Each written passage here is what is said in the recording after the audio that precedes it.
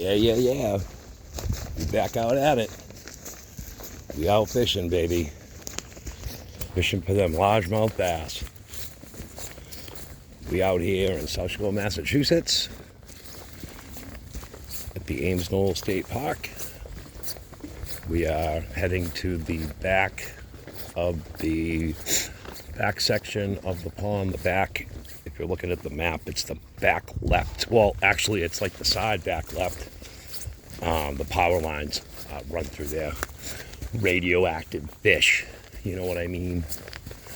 So, yeah, that's where we're heading to the back. Sunday, glorious Sunday. Wow, what a day. It's been a little, like it rained a little bit, like for a few minutes, stopped. Then it's like sprinkled a little bit, but the weather is nice, I must say. Excuse me, but we getting it. We're gonna go get it. So, Tuesday,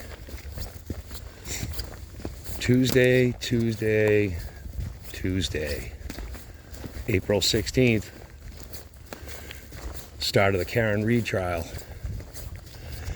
I will be glued to this, watching channels such as The Glairer or Tom CPU, LTL True Crime, and of course, the guy who uncovered all this stuff with his aggressive journalism, Aidan Kearney,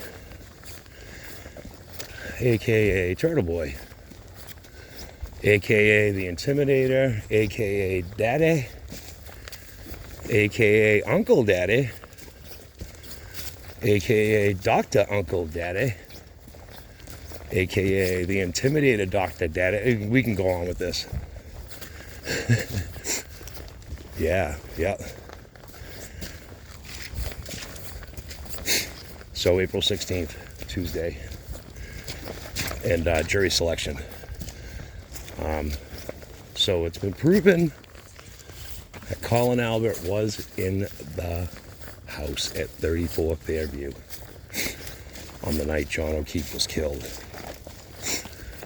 And he's a big player in all this, and I don't mean to shame the boy, but man, you listen to some dumb people. If you would just, you know, and it's hard, I'm not in your shoes. You listen to cops that covered it up. You know, that's what you listen to your uncle, you listen to Proctor, Higgins, Bukaki, you know, the list goes on. So, you know, like I said, I don't mean to shame this boy, but man, I don't know. Impressionable, young, you know, 18, 19 when it happened. Was getting ready to go play football at Bridgewater State College. That all stopped. So his life's been on hold because he's been listening to some corrupt individuals. And, you know, for the folks who have been following the case, you know, they know who Colin is. And, you know, there's just so many. Listen, I looked at this case from both sides, okay? And when it first happened, yes, I did see it on the news, but I only saw it on the news for like a day or two, if that. And then mainstream media just let it go. And I think that was influenced by the players at 34 Fairview. That's what I call them. I call them the players because they were playing. They played a little hard, killed the man, and then tried to blame it on a woman. So I looked at both sides of the case thoroughly because I doubted Turtle Boy at the beginning. I was like, nah. And you know, I know he hasn't been the most popular journalist with people because of his aggressiveness, but that's how he gets the answers that mainstream media doesn't want to go get. too scared to do. But I think that was all influenced by, like I said, the 34 Fairview players, Norfolk County DA's office, Canton Police, State Police. So there's a lot of corruption involved in this whole debacle. That's what I've called it from day one, a debacle. There's a handle out there during the chats, the live streams on Turtle Boy, and the handle is called I Am Baffled. And I always say baffled, you know, and it's in agreement with not just him, her. It's in agreement with a lot of folks.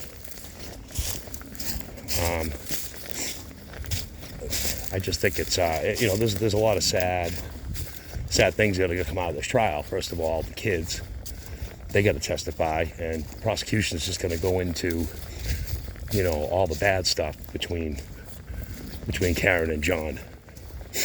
You know, the fights and the arguments, and, you know, John was supposedly in Aruba, and, you know, another woman was, you know, hitting on him. Karen wasn't happy about it. Well, it didn't give her a reason to kill him, you know, and so yeah, I'll get back to what I was saying earlier about how I looked at both sides. So yes, I get thrown off from that because I always think of all the things that I've seen, all the holes from the investigation all the way up to Judge Beverly Canone.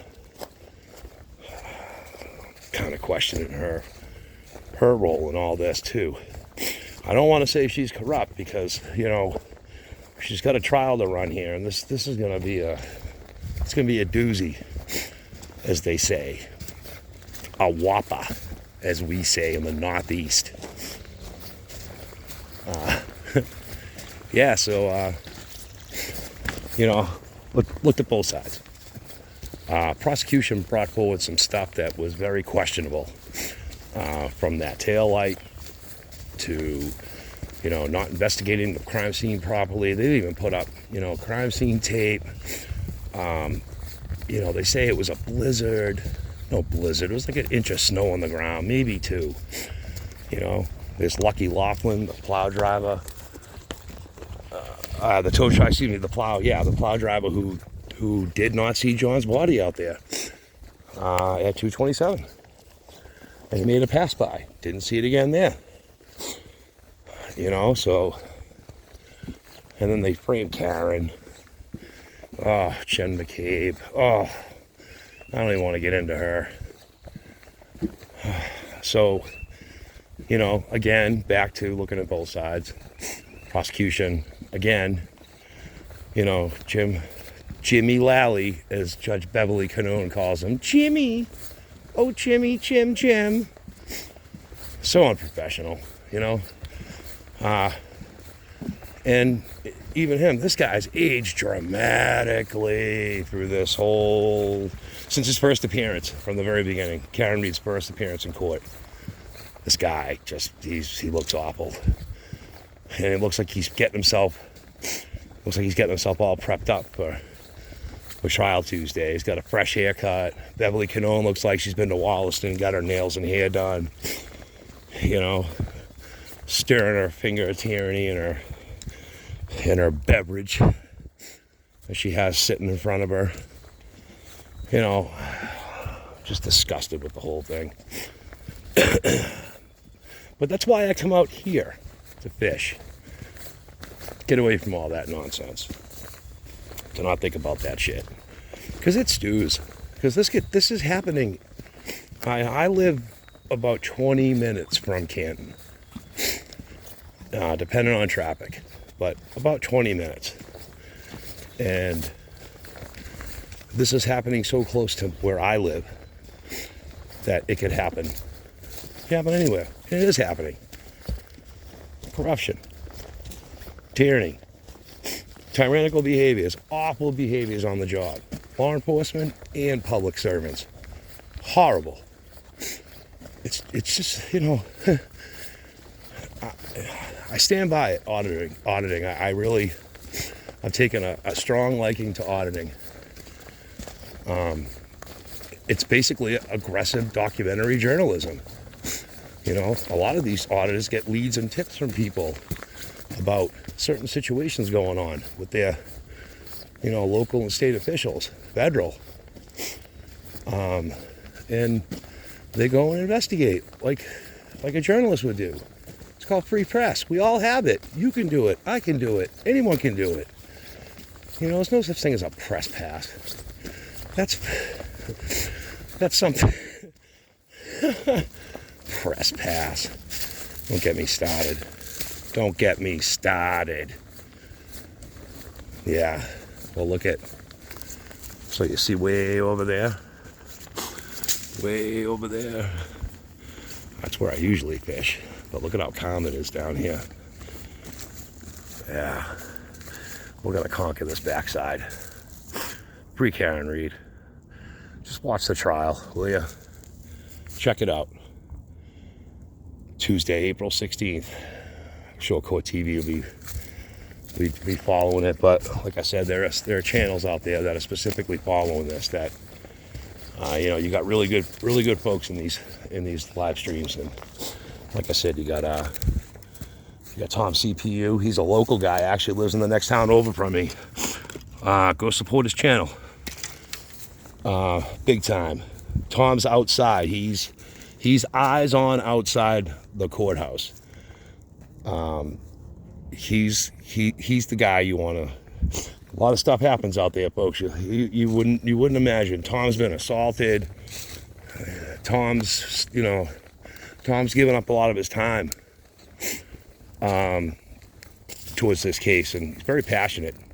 And plus he's a local dude, and he knows my brother. So he knows my brother. So that's pretty cool. I found that out through one of the chats, and he knows my dad. My dad was the conservation commissioner in Whitman, Massachusetts for 40-something years, long time.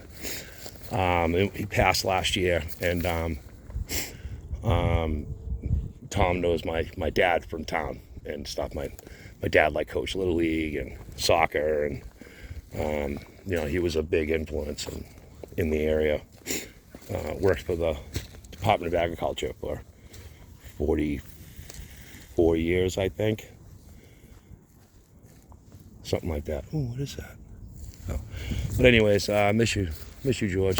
Miss you all the time. Thinking about you all the time. I have his fishing scale. I have a knife that he gave me on my pouch. It's always with me. And yeah, we're gonna go get this. We're gonna go get these guys. So yeah, Tom CPU, the Glera. Glera's awesome. Good dude. He's holding it down in the south, and he's had eyes on this for a while. And it's good to have eyes on it from a different region of the country, because that just spreads the awareness. It gets more eyes. So the Glera, shout out to you, my boy.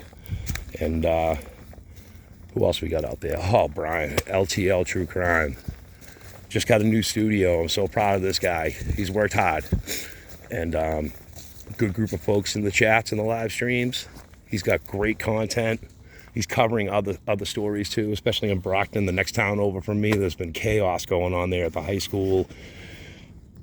Mysterious Brockton Hospital fire. I still think that was set. It's my opinion, but we'll leave it at that. I'm going fishing. We're going to stop talking about this stuff. But LTL True Crime, and of course, Turtle Boy Live, Aiden Kearney. Thanks, Aiden. You did good work, bro. Aggressive journalism. I'm going to go get aggressive with these fish right now. So, have a good day. Happy Sunday. And free Karen Read. Justice for Officer John O'Keefe. Have a good day.